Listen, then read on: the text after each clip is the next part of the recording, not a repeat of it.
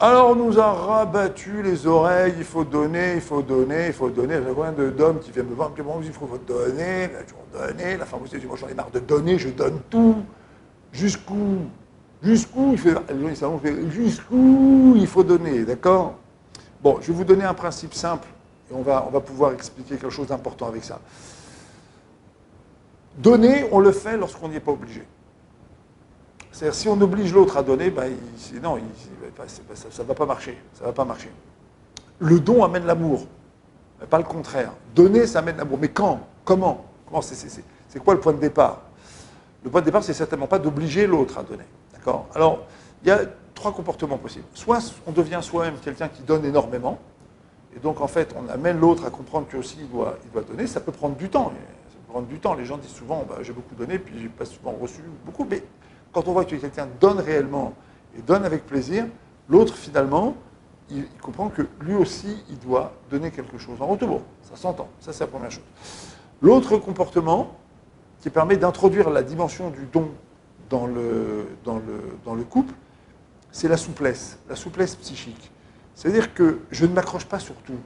Je ne fais pas une histoire de tout. Je ne fais pas de tout une bagarre. Je ne fais pas de tout une occasion de m'affronter. D'accord? J'apprends à passer, j'apprends un petit peu à fermer les yeux, j'apprends à laisser certaines choses de côté, surtout dans les phases où je suis en train de reconstruire mon couple. D'accord? Après, il y a un dernier point. Donner la tête en hébreu, la netina, d'accord, ce qu'on appelle donner, c'est quelque chose qui n'a pas été acquis lorsqu'on était enfant. D'accord? On dit que lorsqu'un enfant naît, il arrive avec les poings fermés. Lorsque l'individu repart, il repart avec les mains ouvertes. Je dis, c'est une manière de dire, regardez tout ce que je vais prendre, et à la fin, on dit, ben, finalement, j'ai rien pris. D'accord? Donner, ce n'est pas quelque chose qui est naturel chez l'individu. D'accord? On a tous des dispositions au don, mais le don qui construit, le don qui permet d'écouter l'autre, de donner de l'énergie à l'autre, d'être là avec l'autre, celui-là n'est pas naturel. Il doit être travaillé.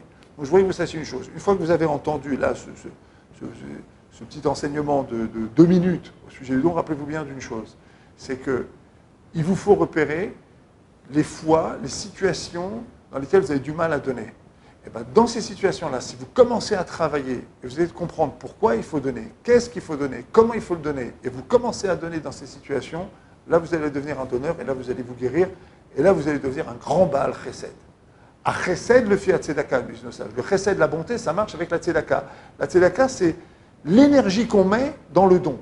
Et bien, cette énergie, elle ne peut être travaillée que dans les cas où on a du mal à donner. Il y avait un grand milliardaire qui s'appelait Volson, il disait, vous savez, moi je suis un pingre, je suis un ladre, je suis un radin, mais je m'exerce à faire du chesed en donnant mon argent. Et chaque année, je fais le compte du maaser et je me rends compte que plus je rentre de maaser, plus je donne de maaser, plus je rentre d'argent. C'est extraordinaire. Voilà, à très bientôt.